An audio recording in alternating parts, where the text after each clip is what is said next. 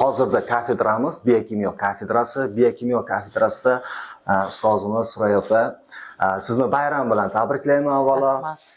Ana endi birinchi savolga qarab yuzlansam, mana shu biokimyo kafedrasiga kelishingizni, mana shu ustozlarni bir ularni eslasak, yoshlik davrlaringiz, ilk talabalik davrlaringizni eslasak.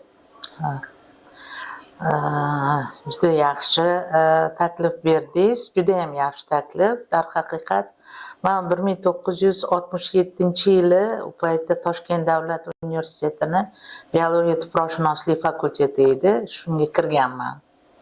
Va 3-kursdan boshlab mana shu biokimyo kafedrasiga kelganman. U paytda talaba bo'lganmiz. 3-kursda bo'linardi talabalar kafedralarga, shunda kelganman. Shunda shu har ikkala ustozimiz shu biokimyo fanni darg'asi desak ham bo'ladi. Yolqin Xalmatovich To'raqulov kafedra mudir edilar shu davrlarda. Ular o'zlari asoschisi bo'lganlar shu biokimyo kafedrasini. Va shu kafedrada dotsent lavozimida Muhsin Nabixonovich Valixonov ham ishlardilar. Ular bizlarga nuklein kislotalar bo'yicha maxsus kursdan dars olib bordilar. Juda chiroyli ular ham ma'ruzalar qilardilar. Biza u paytda rus guruhi o'zbekga o'tilardi. Rus tilida ham o'qirdilar ma'ruzani, o'zbek tilida ham o'qildilar. Muhsin Nabixonovich shu paytda ularni men taniganman. Yolqin Xalmatovich to'g'risida maktabda o'qib yurgan davrlarimda ko'p eshitganman. Meni o'zimlar ham shu universitet o'qituvchi edilar. Ular har doim havas bilan gapirardilar. Yolqin Xalmatovich To'raqulov aytardilar, "Sen shunaqa gar bo'lasan. Shu insonni o'shasan." Darhaqiqat o'sha niyatlari amalga oshdi. 1972-yilda bitirish o'zi bilan O'zbekiston Fanlar akademiyasini biokimyoda gormonlar biokimyosi laboratoriyasiga biz stajyor tadqiqotchi bo'lib bizani ishga olishdi. Shu davrdan keyin 30 yil mobaynida men Yolqin Xalmatovich rahbarliklarida shu laboratoriyada ishlab keldim. 1998-yilgacha.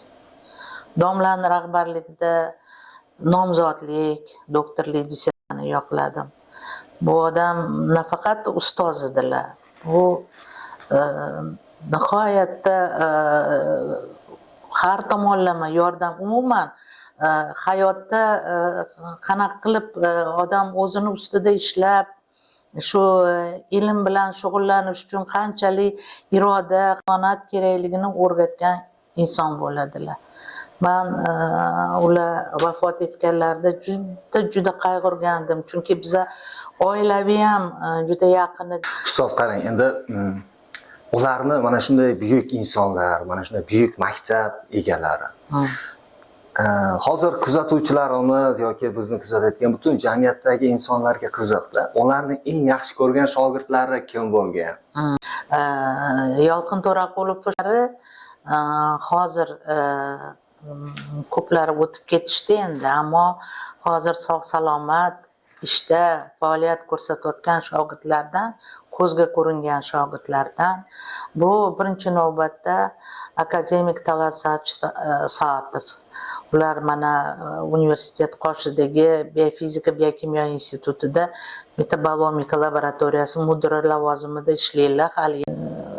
Yana bitta shogirdlari, ular ham akademik Abdukarimov, Abdusattor Abdukarimovich, ular ham ishlaydilar. Genetika institutini direktori sifatida ishlaganlar. Hozir demak ilmiy konsultant vazifasini bajaradilar. Ozgina sog'liqlari tufayli direktorlik nimasidan ketganlar. Mana shu insonlar, ayniqsa Talat Saatov bilan ular ham biokimyo, hayvonlar biokimyosi bo'yicha ilmiy izlanishlar olib borganlar. Men juda ham yaqin bo'lib ishlaganman. Juda ko'p narsani o'rganganman.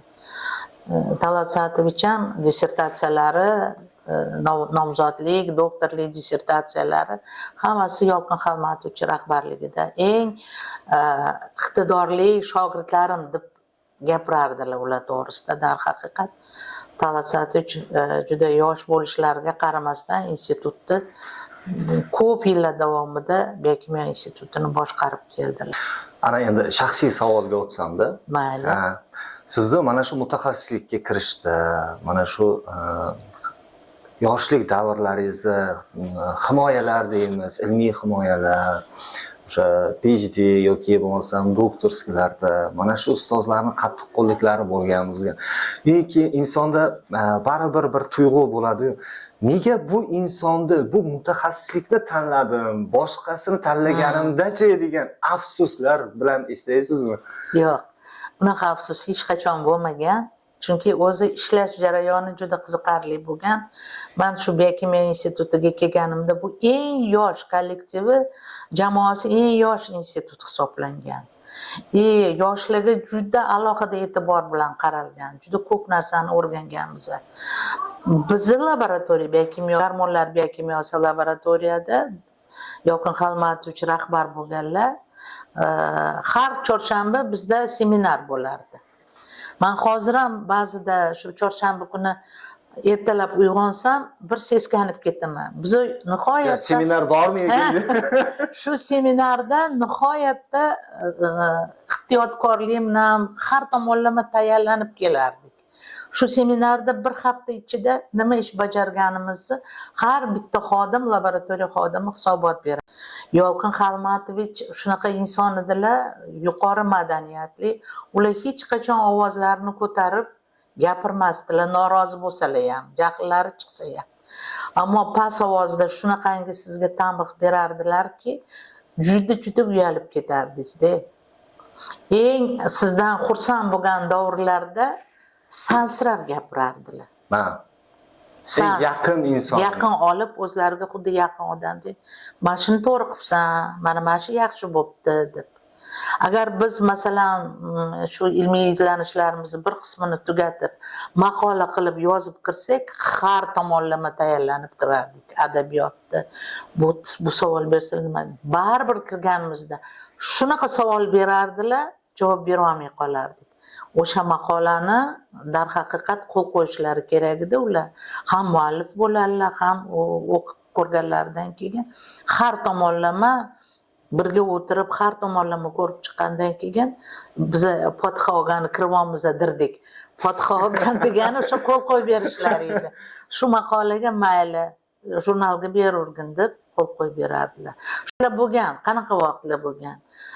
Laboratoriya ko'p institutda, ba'zi bir laboratoriyada juda rahbarlari haligi nima deydi, demokratik munosabatda bo'lib, ko'p narsalarga ruxsat berib, xodimlarga ba'zan bizning havosimiz ham kelardi-da.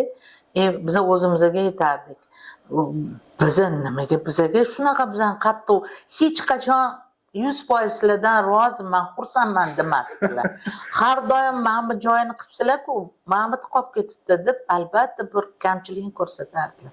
Hattoki men doktorlik dissertatsiyamni yoqlaganimdan keyin banket bo'lyapti, so'zga chiqyaptilar domla, o'sha tem etyaptilar. Men endi yoqlaganimdan keyin men darrov Talat Satovich mo'g'ullari qilib tayinlashdi institutni direktorini mo'g'uni qilib.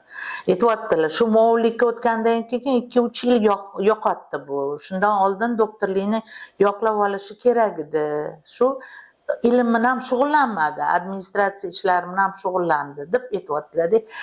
Shunda nimaga tushib qolgan kameraga. Men mundoq yonlari turib aytaman, shu bugun ham urishyapsiz deyapman. Shunaqa nima qilardilar-da. Ammo boshqa demak o'sha o'pkalagan paytlarimiz hozir eslasam, men aytaman, yaxshi ham shunaqa qilgan ekanlar. Bilasizmi? Men bo'tga keldim men ishlashga, boshqa nimalarda ham ishladim, vuzlarda ham, mana Agrar universitetida ham. Shu domlamiz bergan maktab, domlamizni maktablarini o'qiganimiz bizga juda ham katta yordam bo'ldi. Qiynalmadim, qoqilmadim. Har doim harakat qilaman shu domlamga o'xshab, shu nima o'zimni tutishga ko'pincha balkim qo'limdan kelmaydi. Ammo yana qaytarib aytaman, bitta yubileylari bo'lganda 3 ta shogirdlardan intervyu olishdi. Bitta shogirdlari rahmatli bo'lib ketdilar, ular xirurg endokrinolog edilar. Said aka degan ko'p yillar endokrinologiya institutini rahbari bo'lib ishladilar. Ular ham mana bir xil gapirib, biz xuddi bir-birimiz bilan gaplashib qo'ygan. Hech qachon jahllari chiqsa ovozlarini ko'tarmaydilar. Har doim nihoyatda madaniyatli nima so'raydilar, talab qilardilar.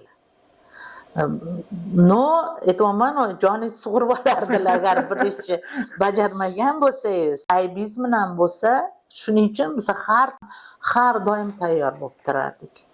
Ustoz, yana bir savol bilan yuzlanaman. Mana hozir kunda o'zingiz yosh avlodlarga, talabalarimizga dars berib kelyapsiz. Mana shu ustozdan mana qattiqqo'llik qilgan, bu juda yaxshilikka bo'lgan, hozir mana shu darajaga kelishimiz uchun. Mana shu ustozimizdan eslay olasizmi? O'zingiz uchun olgan fazilatlaringiz, mana shu ustozdan baribir bo'ladi, ustozlardan biz ko'rib o'rganamiz, o'qib o'rganamiz va ko'rib o'rganamiz. Hozir kunda o'sha ko'rib o'rgangan fazilatlar va bugunda asqotyaptimi va qaysilarini hozir Albatta asqotyapti. Birinchidan menga mana ko'pincha Komil opam oldimga kirganda aytadilar: "Voy, darsing yo'qmi, murasan, nimani ustida ishlaysan?" deb. Biz buni domlaganmiz. Hech qachon bo'sh vaqtlari bo'lmas edi ishda. Agar nima qilmasalar, shu institut ishlari bilan shug'ullanmagan, laboratoriya ishlari bilan ozod bo'lgan bo'lsalar, ilmiy adabiyot ko'rardilar. Nafaqat ko'rardilar, u paytda kompyuter yo'q.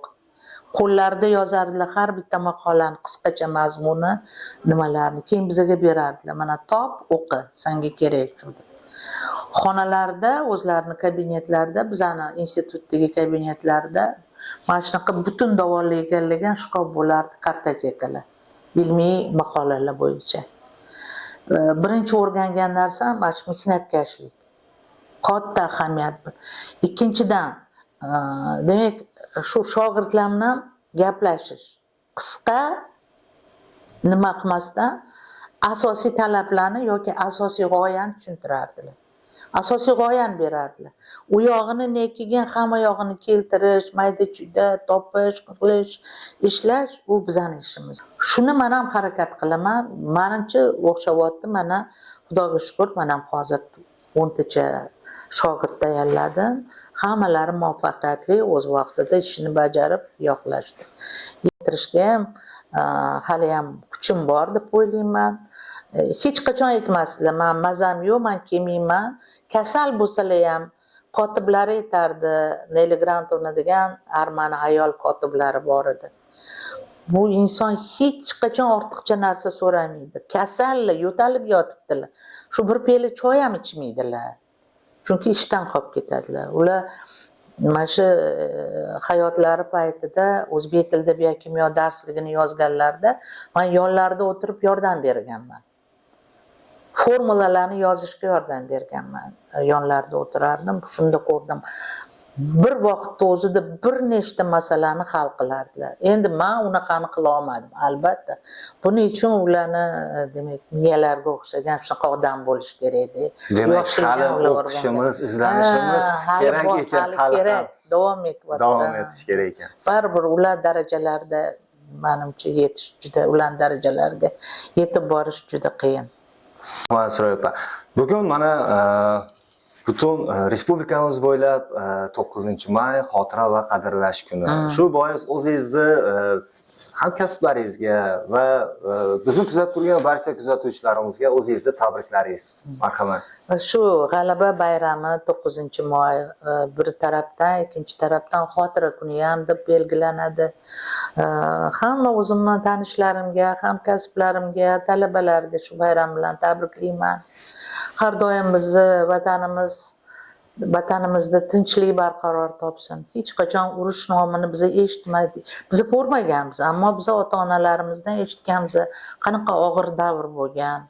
Shuning uchun shu narsa bizga juda ko'p islohotlar qilinyapti. Juda ko'p imkoniyatlar beryapti. Men shu yoshlarga qarab havosim kelyapti sizlarga. Yana bir marta aytardim, foydalaninglar bundan. Foydalaninglar, erinmanglar. Shunaqa imkoniyatlar beryapti sizlarga. Albatta mehnat qilgan odam keyinchalik yuzaga chiqadi, yaxshi mutaxassis bo'ladi.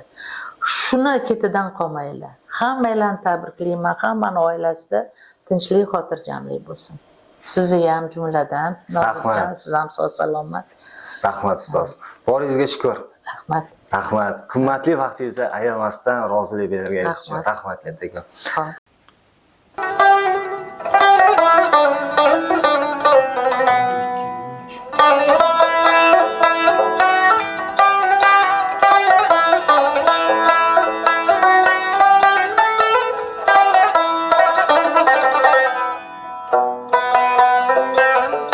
Hurmatli kuzatuvchilar, biz ayni damda biofizika kafedrasidamiz.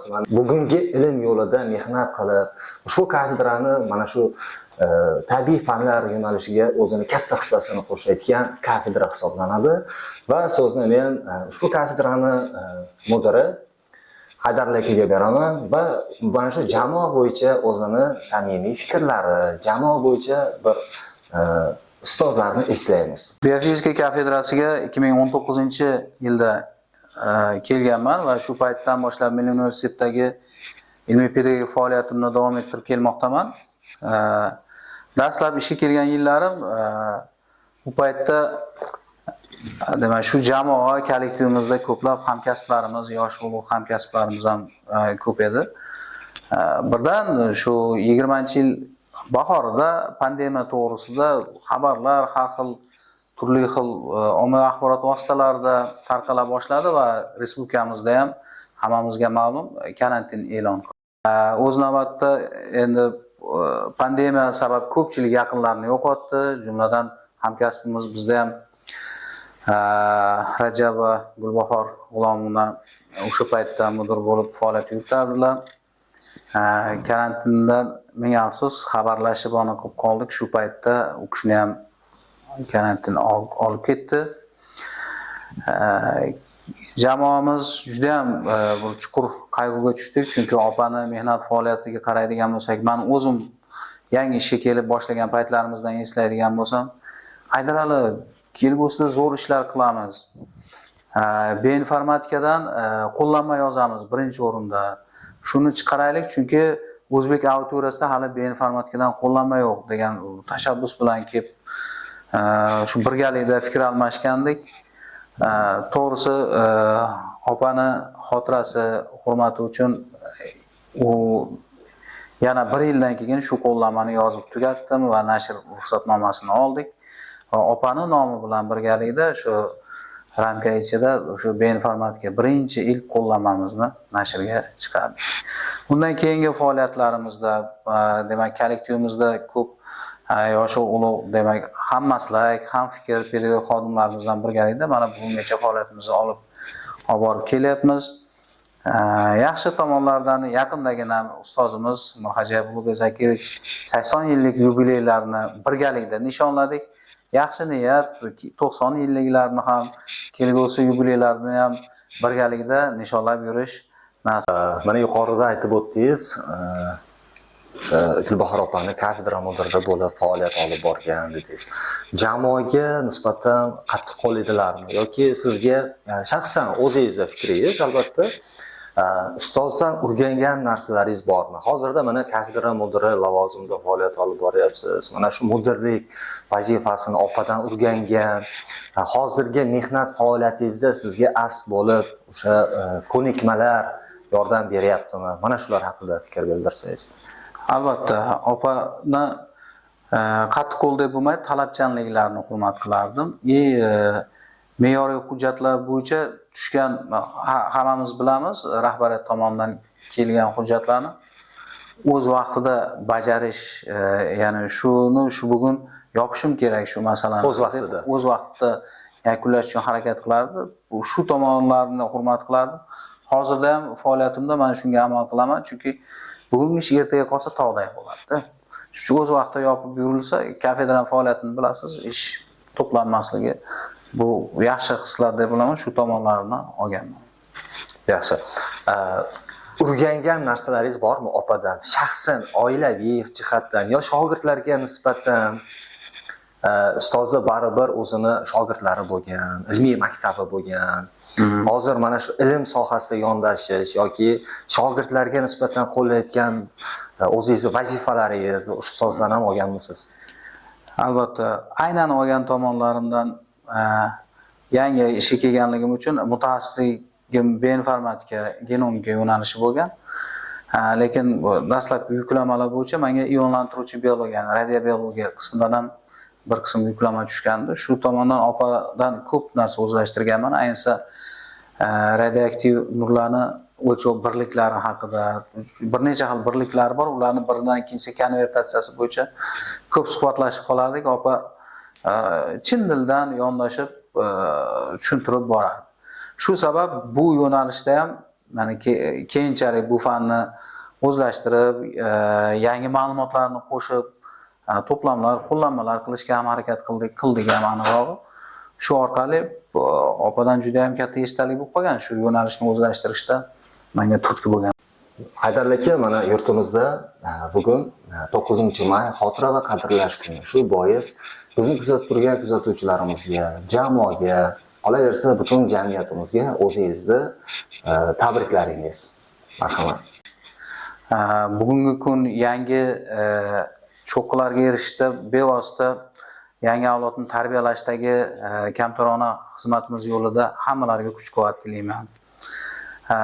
Xotiralash kuniga jamoamizdan mana biz kafedramizdan esladik opani. Bundan tashqari fakultetimizdan o'tgan ko'pchilik shu hamkasblarimiz bor. Ularni oilalariga sabr, o'zlariga Alloh rahmatiga olsin, yaxshi insonlar bo'lishgan.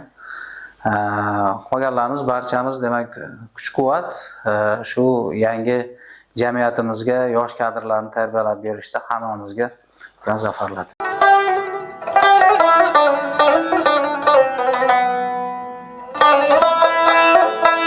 Hurmatli kuzatuvchilar, ushbu kafedrada faoliyat yuritgan ustozlarimiz haqida To'xtasin Abdurahmonovichdan o'zini fikrlarini, ya'ni eslab ularni yodga olamiz. Marhamat ustoz, ushbu kafedrada faoliyat yuritgan ustozlarimizni bir yoshlikni bir eslasak, ular bilan birga mehnat faoliyatingizni boshlaganingiz, ushbu dargohda, kafedrada faoliyat yuritgan ustozlarni bir yodga olsak. Marhamat. Juda ajoyib savolni berdingiz. Ham men uchun og'ir, ham yengil. Og'irligi bu ustozlarni bugungi kunda eslash bu og'ir. Chunki Abdullayev Haydar Abdullayevich, professor Tursunov Latif Tursunovich, professor Abdullayev Sadul Abdullayevich, professor Tursunov Hamza Hamdamovich va Shavkatbek mani shogirdim, birinchi shogirdim. Ahmedov Shavkatbek. Ahmedov Shavkatjon. Ular har doim eslab yuraman. Chunki O'zbekiston Milliy universitetini men havas qilib 1969-yilda o'qishga kirganman. 1-sentyabrdan o'qish boshlangan kunda birinchi bo'lib Abdullayev Haydar Abdullayevich va Latif Tursunovichlarni taniganman. Birinchi talabalik kuni o'sha davrda. Talabalik kunida shu ikkita insonni men taniganman va keyinchalik ayrim epizodlarda hozir meni yodimga tushirdingizda. Biz o'qishga kirib, bitirib 1980-yilgacha mana shu hozirgi binoga ko'chib kelgunga qadar Amir hozirgi xiyobonida yuridik institut binosida bo'lganmiz. Biz o'sha yerda o'qiganmiz, o'sha yerda 80-yilgacha. Bu demak tuproqshunoslik kafedrasi, biologiya fakulteti o'sha binoda bo'lgan faoliyat. Lekin bizda katta xo'jalik shartnomalari bor edi. Ustoz bilan birga katta xo'jalik shartnomalari ishini bajarganmiz. 75-yil, 76-yillar, to 77-yillargacha Qashqadaryo viloyati bo'yicha katta xo'jalik shartnomalari asosiy deb edi ishtirokchilar sifatida yuqori kurs talabalari ishtirok etardi. Biz bilan birgalikda. Xullas shu buxgalteriya talabalar shaharchasida joylashgan. Hozirgi matematika, geologiya fakulteti joylashgan binoda 2-qavatda buxgalteriyamiz bo'ladi. Ayrim masalalarni hal qilish uchun o'sha binodan bu binoga kelardik. Nimada kelardik? Trolleybusda yoki Tramvayda. Bir kuni bitta 5-kurs bitiruvchi talabamiz bor. Ilmiy rahbar. Ular Haydar Abdullayevich birga panoramani yonidan do'kondan o'zi uchun bir narsa oldilar. Shundan keyin tramvayga chiqdik. Tramvay juda odam ko'p. Chiqqanimizdan keyin domlani surib oldiga olib o'tib ketib qoldi. Biz kamida 3 metr, 4 metr masofa har xil bo'lib qoldi oramizda. Ular hozirgi vazirlik, ya'ni xorijiy filologiya fakultetini yonida haligi halqa yo'li, qaytish yo'li bor. Xuddi shunaqa. Shu yerga kelib tushib, buxgalteriyaga kirishgacha tushlik boshlanib qoldi-da. Shu xorijiy filologiya fakultetini podvalida oshxona bor edi. Shu yerda ovqatlanib, keyin yoqib boramiz dedilar. Xullas tushgandan keyin ovqatlarni olib, "Men to'lay desam, yo'q" dedi, "Men" dedilar. "Men ustozman, men to'layman" dedilar. Keyin ularda aytganini qilib, patnisdagi ovqatlarni olib stolga qo'yib qaytib kelsam, to'xtasin o'zingiz. Qizi o'sha tramvayga chiqqanda cho'ntaklarni kesib, cho'ntakdagi pulni ham yonidan olib ketib qolgan. Shu soddaligi domlani shu vaqtda shunga o'xshagan hodisalar bo'lib turardi. Endi Latif Tursunovich ham kuchli olim, ayniqsa tuproq fizikasi yo'nalishida. Lekin ular o'ta sodda edi. Beg'ubor inson bo'ldi. Beg'ubor, sodda. Talaba ham aldab qo'yish mumkin. Talaba aytgan gapga ham ishonaveradi. Ishongan. Shu epizodlar bo'lgan, chunki 1977-yil Rossiyaning Novgorod oblastida 3 taraflarini biz borib o'rganib tuproq xaritasini berganmiz. Shu ekspeditsiyada 3 oy yurganmiz shu yerda. Talabalar bilan birgalikda. Juda ko'p shunaqa ularni soddaligi juda ko'p epizodlarda aytish mumkin. Men hozir endi aytib o'tmayman. Ruhi shod bo'lsin, ajoyib inson edi. Ajoyib olim, ajoyib inson. Albatta ustoz, bu loyihamiz ayni damda eslab, xotiralab va eng ko'ngilda qolgan lahzalar bo'ladi insonda. Unutilmas, quvonchli damlar bo'ladi. Mana shunday damlarni biz eslab yod olyapmiz. Keyingi savolga yuzlanaman ustoz. Mana shunday ustozlarni tuproqshunoslik rivojiga qo'shgan eng katta hissasi nimada deb o'ylaysiz? Mana shu yo'nalishga. Bu ustozlarda ayniqsa bu yo'nalishda rivojlanishiga katta hissa qo'shgan. Haydar Abdullayevich nazariy tarafdan kuchli olim edi. Yaxshi g'oyalarni berardi yoshlarga. Masalan, Qashqadaryo viloyatining tuproq xaritasini tuzishdi. Chatkal biosfera zapovednik qo'riqxonasini deylik xaritasini tuzib berishdi. Mana shu insonlar bilan birgalikda men ishtirok etganman. Shu jarayonlarda. Shu jarayonda men birga ishtirok etganman. Zomin qo'riqxonasi. Mana Qashqadaryo viloyatining Yason tumani tuproqlarini o'rganishdi. Ayniqsa Latif Tursunovich Rossiya hozirgi endi boshqa davlat. Mahalla sobiq tuproqlasi. Shu yerda tuproqlarini o'rganish biz uchun juda murakkab edi. Dars o'tganda o'zimiz ko'rmagan tuproqlarni xuddi hozirgi dunyo tuproqlariga masalan ko'zingiz kashtan oldiga tuproqlar, keladi demak. chimli pozol tuproqlar. Chunki shu ekspeditsiya ketishdan oldin menda hayajon bo'lardi. Chunki men mas'ul ijrochi edim shu.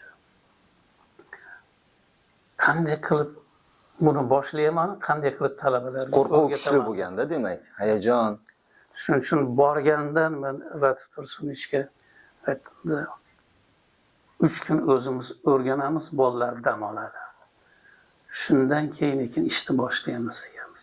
Shu tartibda 3 ta shu hududlarda uchraydigan tuproqlarni tuproq kesmasini olib o'zimiz o'rganib, undan keyin 4-kundan asosiy ishni boshlaganmiz. Endi Latif Tursunovichdan qolgan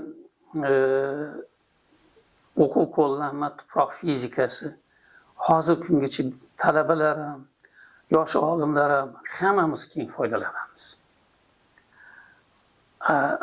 Haydar Abdullayev bir nechta o'quv qo'llanmalarini birgalikda yozganmiz. Oxirgi chiqargan kitoblari biokimyo o'quv qo'llanmasini chiqarib qoldirgan.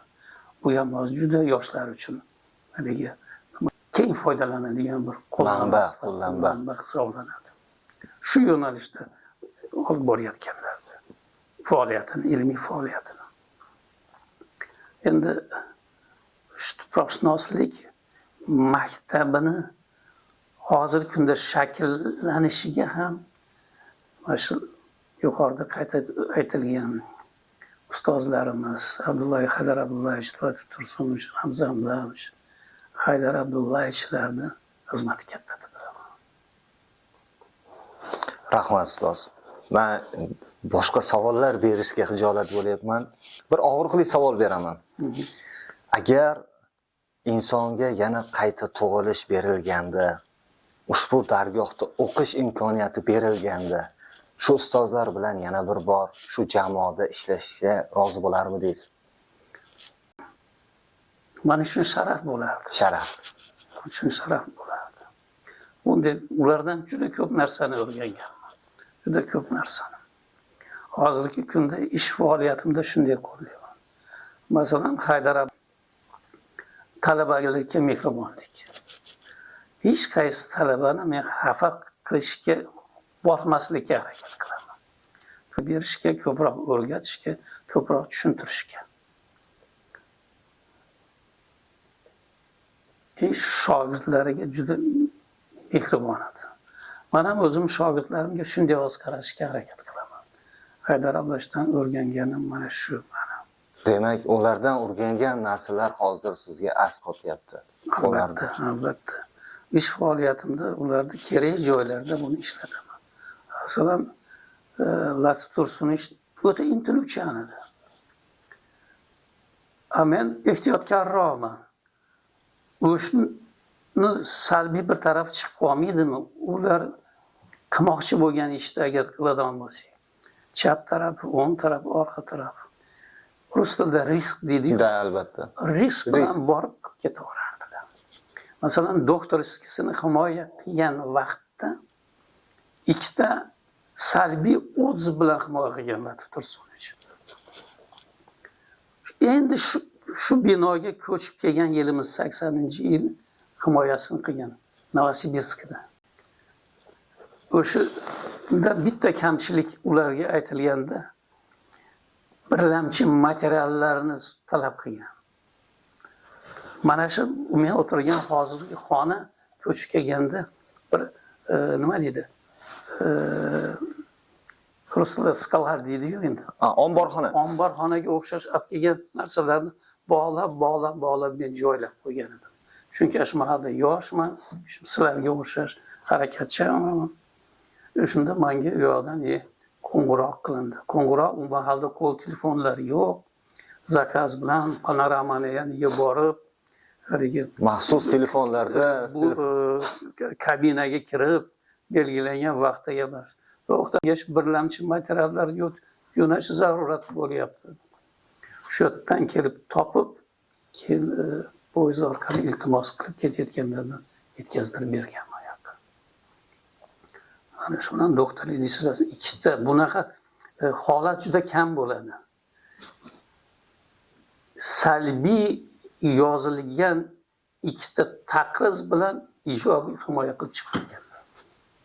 Bu degani ishni boshdan oxirigacha shu izlanuvchini anglatib tursin, shuni o'zi boshdan oxirigacha darashdan tortib to yakunigacha o'zi ishtirok etgan. Butun jarayonda o'zi ishtirok etganda Butun demak. jarayonda ichida o'zi bo'lganligi uchun. Butun O'zbekiston bo'ylab yurtimizda 9-may xotira va qadrlash kuni sizningcha ustozlarning xotirasi nimani anglatadi? Bugun yodga olyapmiz, eslayapmiz ularni. Men bugungi bu sizni ko'rsatuvingizdan keyin kechqurun albatta tushimga kirib chiqsa kerak. Chunki men uchun aziz, qadrdon. Chunki Sadulla Abdullayevich bilan o'zimizga hazillar bor edi. Nechta ekspeditsiyalarda birga bo'lganmiz. Ayniqsa o'sha davrda endi buni aytsa ham bo'ladi. Paxta degan narsa bo'lardi termaga. Doim birga bo'lardik, birga. Hayotini oxirigacha biz obed birga qilardik. Men dekanatda o'tirsam ham eng yaxshi bir fazilat. Ertalab kelyapti, bir so'rashib chiqib ketardi. Ketyapti, men bilan xayrlashib ketardi. Ajoyib inson. Insoniylik jihatlarida bu. Ajoyib inson. Endi ular bilan gaplashish, masalan yuqorida aytilgan hammasi bilan gaplashish, ilm haqidami, birga yurish, birga ovqatlanish, bu rasm o'ta mazmunli o'tardi. O'tkazgan ular bilan suhbatlashib, yo'q birga tushlik qilgan vaqtingizni ketganda hech qachon afsuslanmasdim-da. Men uchun damdek, bir ajoyib kun o'tgandek bo'ladi. Mana birortasi bilan so'rashsangiz, bugungi kuningiz yaxshi o'tsin deydi-ku. Albatta. Ular bilan ko'rishgan kunim men har kuni yaxshi edi. Eng og'ir boya deganim bularni yo'qotgan kunimizdan boshlandi. Joy jannatdan bo'lsin, oxiri oqibatdan bo'lsin. Ajoyib ustozlarimiz. Rahmat ustoz. Bizni kuzatuvchilarimizga mana shu jamoada mehnat qilayotgan, butun ilm yo'lida xizmat qilayotgan respublikamizdagi barcha insonlarga o'zingizni tabriklaringiz. 9-may xotira qadrlash kuni. Buni o'tkazish to'g'risida hamma qaror chiqqan. Bizi yurtimizga o'xshash hamma davlatda bunaqa e'tibor bo'lmaydi. Albatta. Ikkinchi jahon urushi qatnashchilariga alohida e'tibor. Mehnat faxriylariga alohida, yolg'iz qariyalarga, 100 yoshdan o'tganlarga mana bir qator deylik sharoitlar yaratib va ziyorat qilish, hayotlarini borib ko'rish, hamma yurtda bunaqasi yo'q. Xuddi shunaqa. Men xotira va qadrlash kuni bilan bayram sifatida ham o'tish kerak. Hammani samimiy tabriklayman. Yuqorgi tilga olganlar biz uchun ibrat bo'lishi kerak va yoshlar uchun. Rahmat ustoz. Sog' bo'ling. Bizga endi ruxsat, navbatdagi ustozlarimizni eslab, ularni shogirdlari bilan intervyu olishni boshlaymiz. Rahmat ustoz. Salomat bo'ling.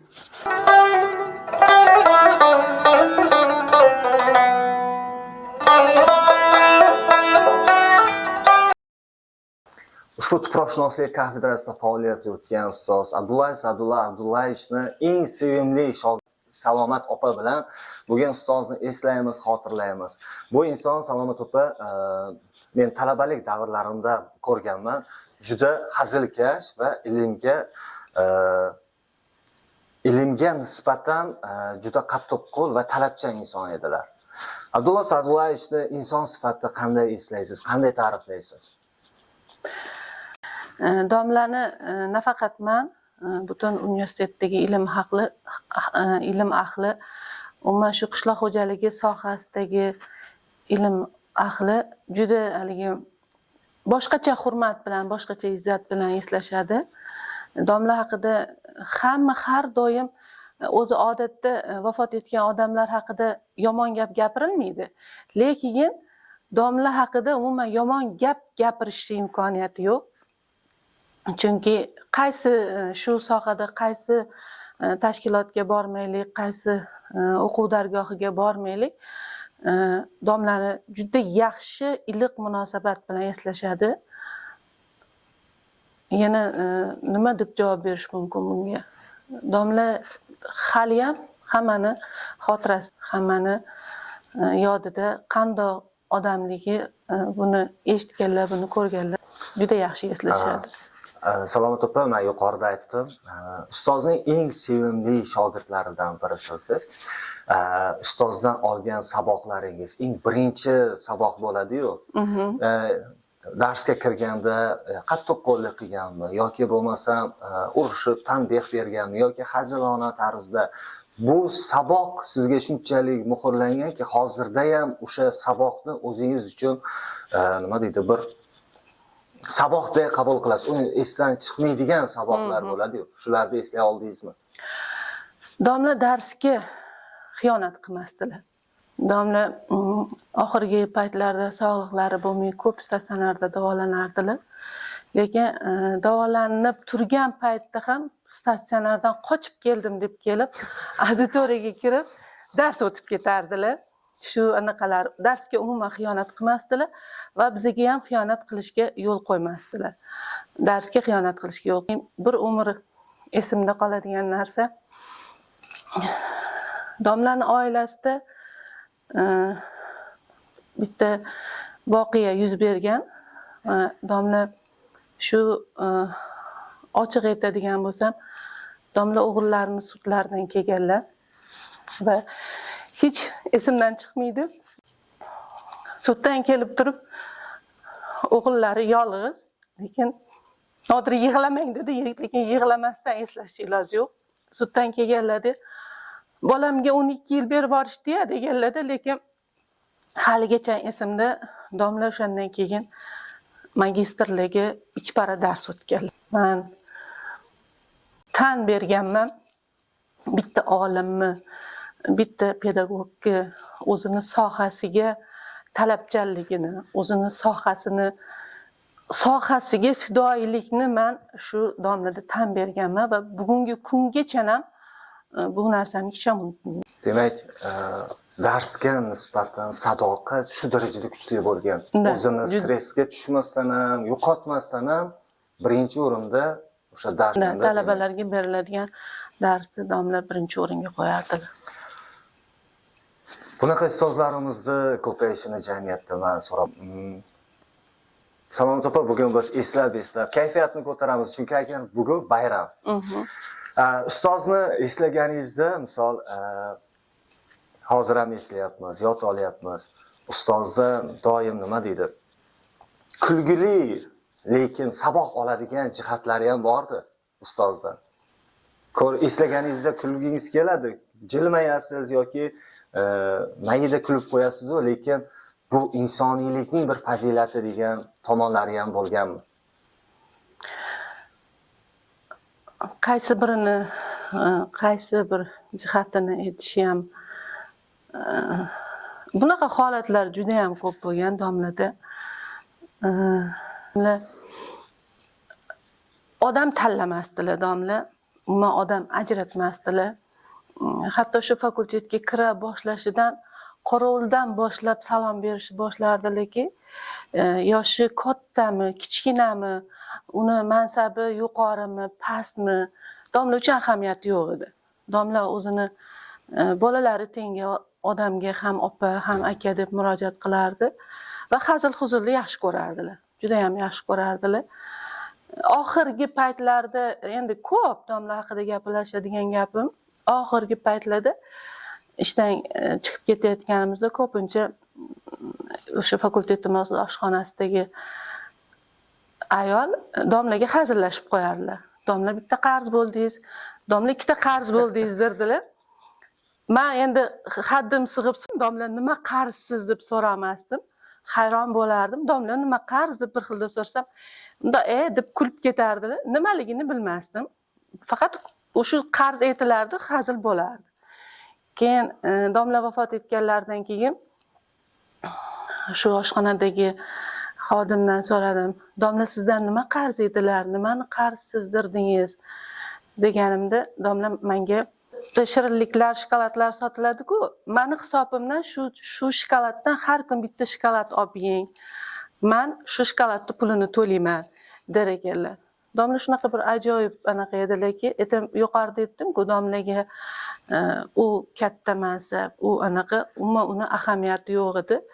Haqiqatan ham domla o'zlarini qilgan yaxshiliklari bilan, yaxshi amallari, yaxshi muomalalari, yaxshi anaqalar bilan bizga shu hali eshiklarni shunda ochib ketgan deymizda, bu oddiy narsa, kim uchundir oddiy narsa ko'rinishimiz mumkin. Masalan, biz gohida oshxonaga ovqatlanishga kirsak, shu oshxonada shu domlani hurmati uchun boshqacha e'tibor qilinadi.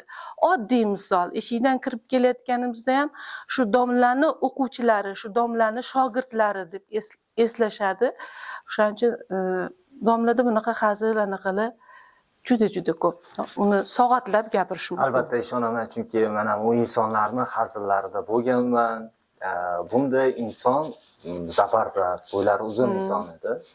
Baland bo'yli, zabardast inson. Bunaqangi hazil qilishni men qabul qila olmaganman-da, hazilga javoban bera olmaganman. Endi baribir o'qituvchi o'rtasida sublimizatsiya menda saqlangan. Azizlar, bugun bayram yurtimizda. Mana 9-may xotira va qadrlash kuni. Barcha jamoaga, yurtimiz aholisiga, xalqimizga o'zingizni bayram tabriklaringiz. Fakultetimiz jamoasini, butun O'zbekiston ahlini 9-may xotira va qadrlash kuni munosabati bilan chin qalbimdan tabriklayman. Insonlarni nafaqat vafotidan keyin emas, balki tiriklikda qadrlashni o'rganishimiz kerak. Bu biz uchun juda ham muhim. O'lganlar doim xotiramizda, ularni yaxshi so'zlar bilan eslaymiz va omonlarga sog'lik, omonlik tilaymiz. Ustozlar xotirasi faqat so'zlarda emas, balki ularning shogirdlarida yashaydi. Albatta. Demak, hurmatli kuzatuvchilar, biz navbatdagi ustozimizni eshitish uchun yo'lga otlanamiz. Bizni kuzatishda davom eting. Sizga rahmat. Sizga ham rahmat.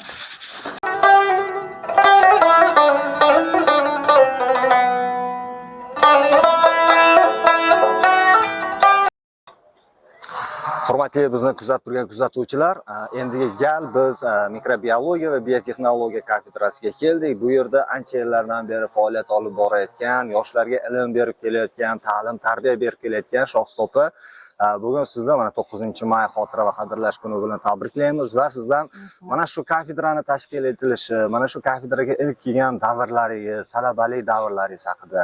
Men biologiya fakultetiga 1978-yil o'qishga kirganman. Shundan beri shu yerda faoliyat olib boryapman desam to'g'ri bo'ladi.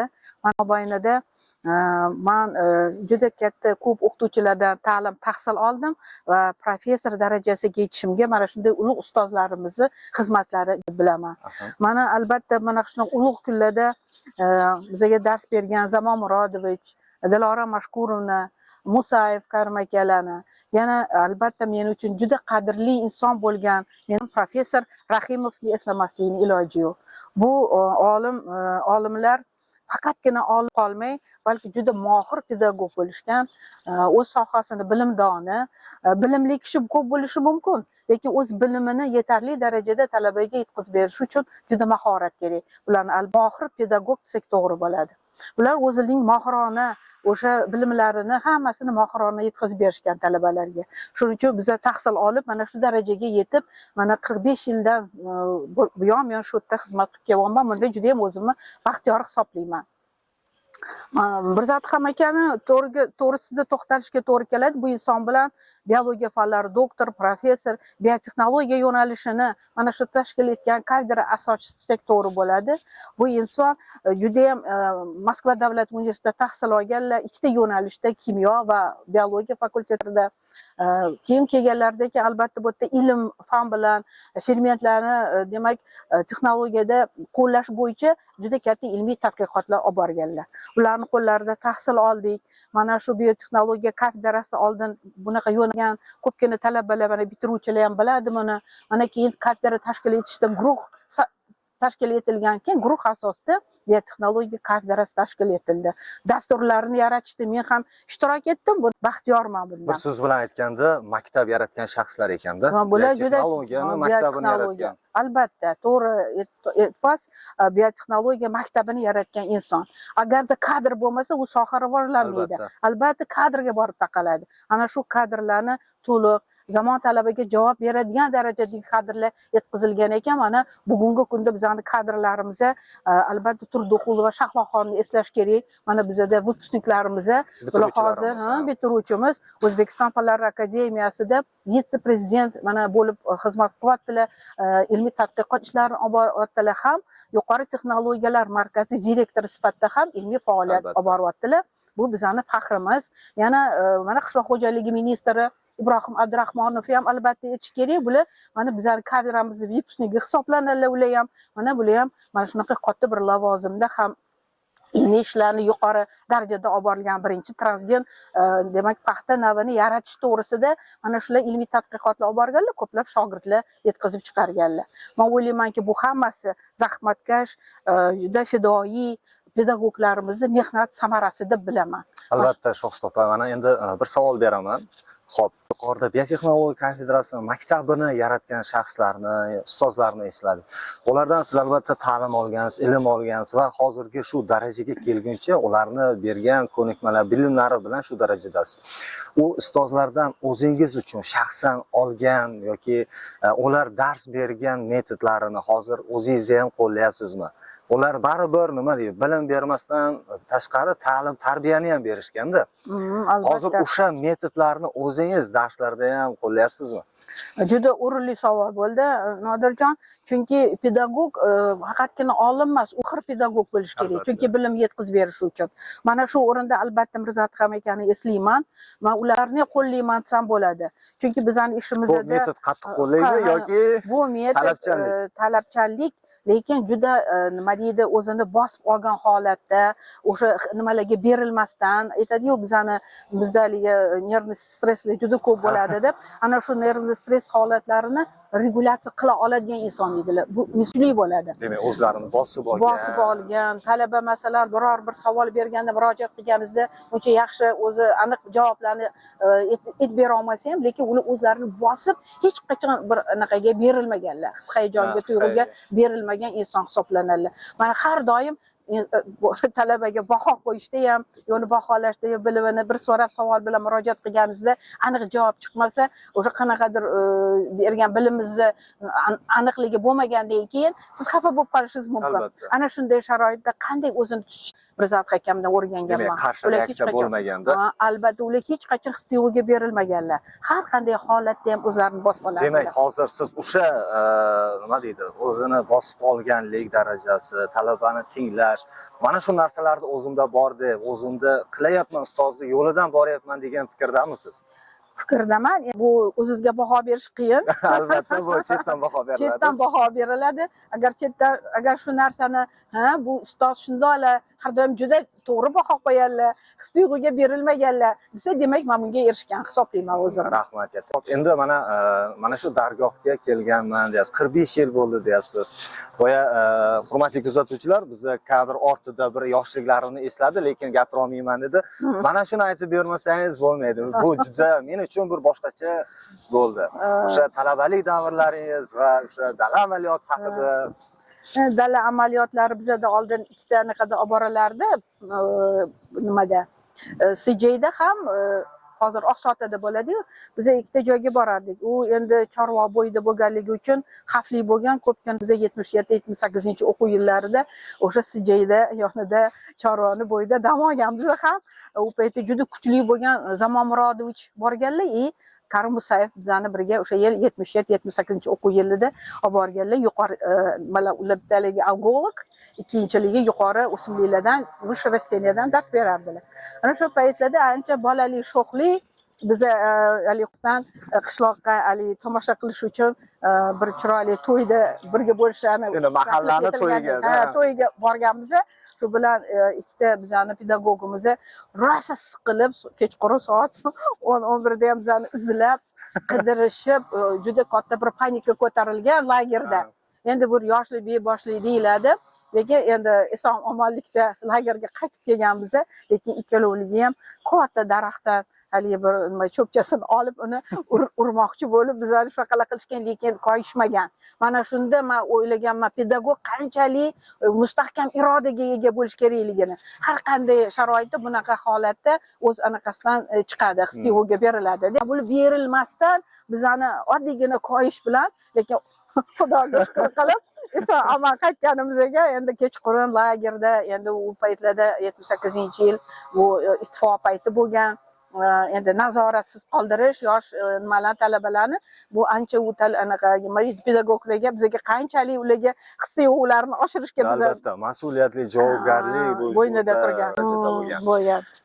Bizni kuzatib turgan kuzatuvchi talabalar, agar dala amaliyotiga borsangiz, siz hech qachon bu ishlarni qilmang. Tavsiya bermaymiz. Lekin bu eng unutilmas davrlarda siz uchun bu talabalik oltin davrim degani bekor emas, lekin bu yoshlik beboshlik ham bo'lar ekan. Shuning uchun bunaqa bebosh ishlarni qilish kerak emas deb o'ylayman. Rahmat Shohsupa opa. Endi bugun mana yurtimizda bayram, biz o'zingizni jamoangizga, siz mana bizni kuzatib turgan kuzatuvchilarga o'zingizni tabriklaringiz. Avvalambor mana shunaqa tinchlik zamonda yashayotganimizdan shukronalar bildiraman. Mana shunaqa sharoitlar bor. Sharoitlarimiz juda ham yaxshi hozir. Prezidentimiz tomonidan ham talabalarga, ayniqsa yosh qizlarga, mana talabalarga juda katta sharoitlar yaratib beryaptilar. Mana bu sharoitlardan to'liq foydalanish kerak. Hozirda ham bizda Toshkent davlat universiteti oldin, endi O'zbekiston Milliy universiteti hozir. Oldin nima bo'lgan? Toshkent davlat universiteti bo'lgan. Undan oldin O'rta Osiyo davlat universiteti bo'lgan. Bu yerda juda ham ko'p qadrli pedagoglarimiz dars berishdi, o'tib ketishdi. Mana shu hozirgi chiqayotgan talabalarimiz mana shunday ta'lim olayotgandan juda ham baxtiyor bo'lishlari kerak va buni qadriga yetishlari kerak deb o'ylayman. Ularga bu o'sha yaxshi bilimlarni o'zlashtirishda ularga mustahkam iroda tilayman, bilimni chuqur egallash kerak, o'sha jamiyatimiz uchun foyda keltiradigan inson bo'lib yetishga harakat qilishlarini tilayman. Sog' va salomat bo'ling sizlar. Ishlaringizga omad opa. Rahmat. Omad tilayman.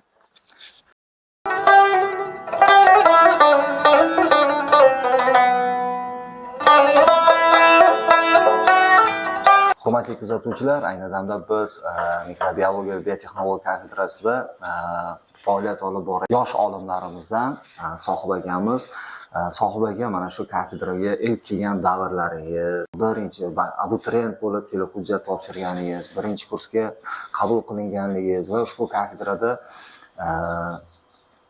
kafedrada yuqori olimlar, professorlar, akademiklar dars bergan. Mana shularni bugun siz bilan eslaymiz. Birinchi kursga kirgan davrlaringizdan bir boshlasak, eslab. Birinchi 2009-yil o'qishga qabul qilinganman. Undan oldin bir necha bor o'qishga topshirganman, 2 yil topshirganman, lekin 3-yil o'qishga kirganman. Albatta, menimcha milliyga o'qishga topshirganlarning eng birinchisi Tashmiga topshirgan bo'lsa kerak. Shular qatori tibbiyot institutiga, shu qatori men ham o'sha tibbiyot institutiga 1-yil kira olmaganman. Keyingi yillar shu Milliy universitetga biologiya fakultetiga o'qishga topshirib qabul qilinganman. 2009-yil edi.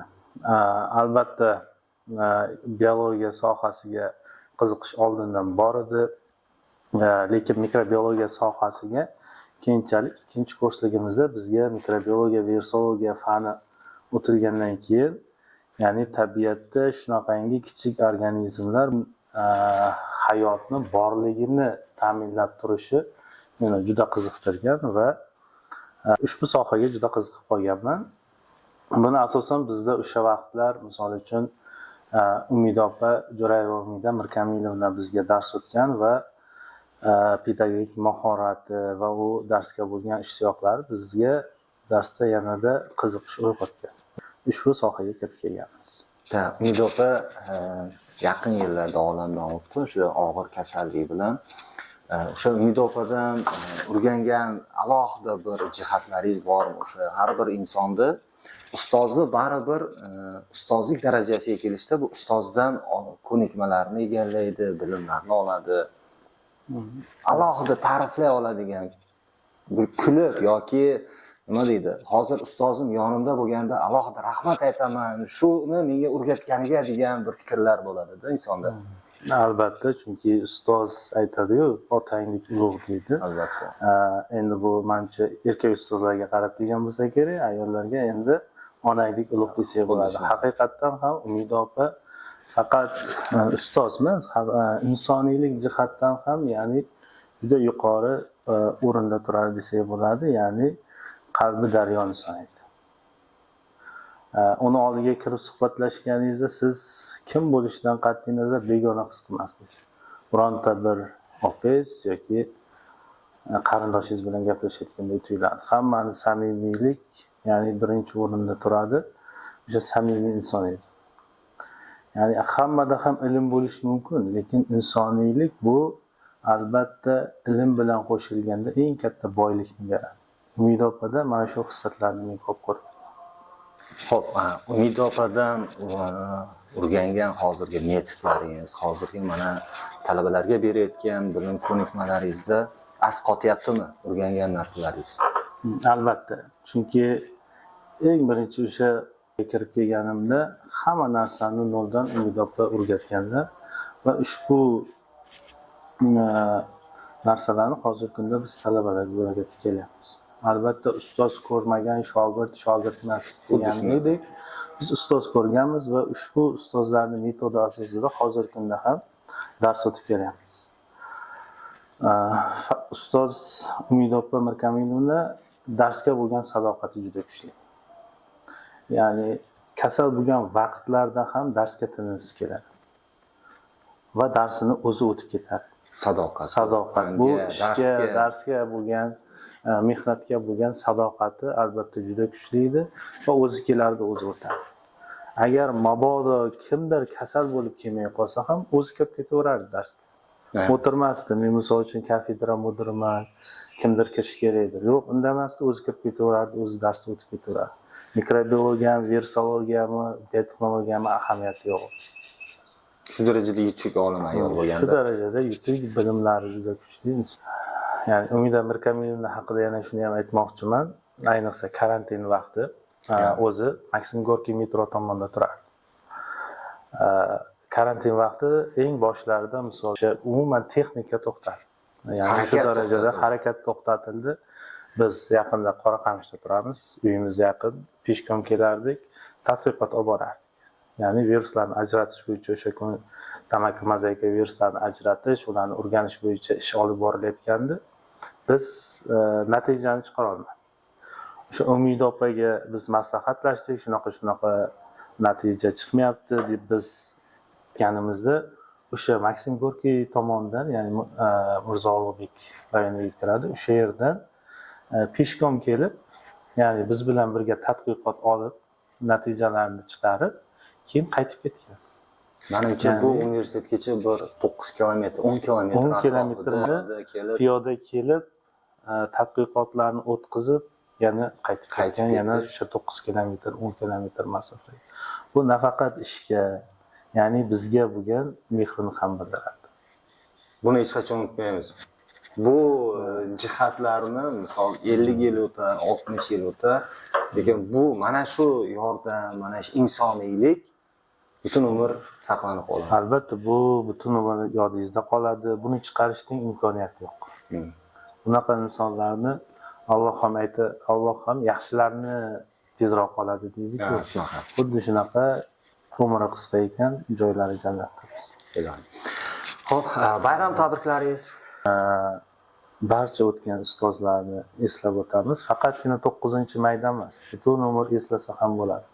Bizni fakultetdan o'sha 2009-yil o'qishga kirib qabul bo'lib ko'rganimda, misol uchun Valixonov domlalar, Musayev domlalar,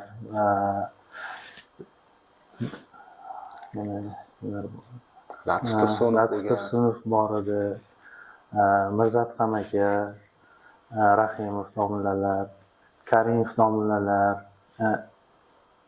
Erkin aka,